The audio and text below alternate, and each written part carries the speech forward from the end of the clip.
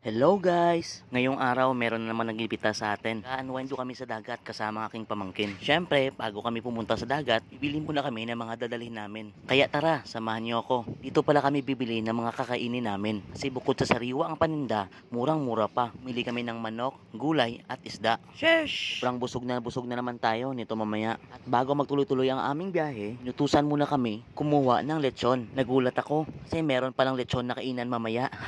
Wow! So eto na nga, mainit-init pa at umuusok pa. At yun na nga, kinarga na namin sa sasakyan. Isa sa mga concern naman namin, baka umulan mamaya. Kaya medyo binilisan namin ang biyahe. Sobra 1 oras nga pala at kalahati galing sa bahay ng Coronadal to Jensan. At yun, inabutan kami ng gabi.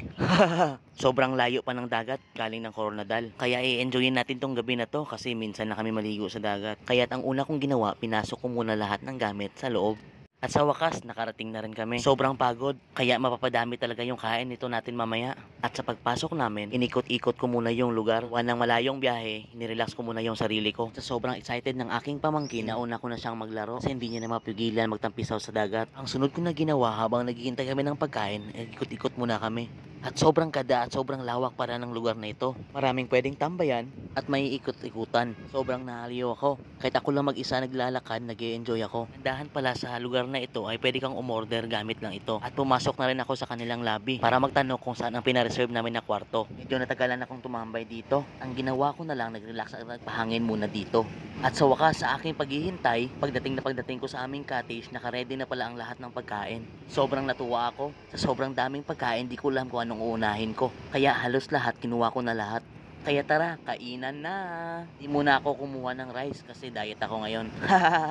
Una kong tinikman ay yung fresh lumpia. Sobrang sarap, naka-anim ako. Di halatang gutom na gutom ako at pagod na pagod sa biyahe. At yun na nga, syempre hindi mawawala ang inuman session. At syempre dahil hindi ako umiinom, mas pinili ko na lang bumili ng sito kasi yun ang paborito ko. Allergy kasi ako sa mga alcoholic drinks. At mabilis lang ako malasing. Kaya mas mainam na iwasan ko muna yung alcohol. Sobrang nabusog ako sa mga kinain ko. Kaya ang ginawa ko, nag-ikot-ikot muna ako. At isa sa mga natuklasan ko, buhay na buhay pa pala yung tinatawag nila na telephone box. Naaalala ko yung kabataan ko, ito yung usong-uso dati. Sobrang nag-enjoy ako, naglakad mag-isa. At hindi ko na malayan na ikot ko na pala ang buong lugar. At sobrang napagod ako. At ang ginawa ko, kumuha na lang ako ng isang sunmig na bote. Nag-relax, nag-unwind at nakinig ng magandang music. Medyo nalasing ako sa isang bote pa lang. Kaya ang ginawa ko, nauna akong magpahinga sa mga kasamahan ko. Naisip ko, bukas na lang ako maliligo sa dagat.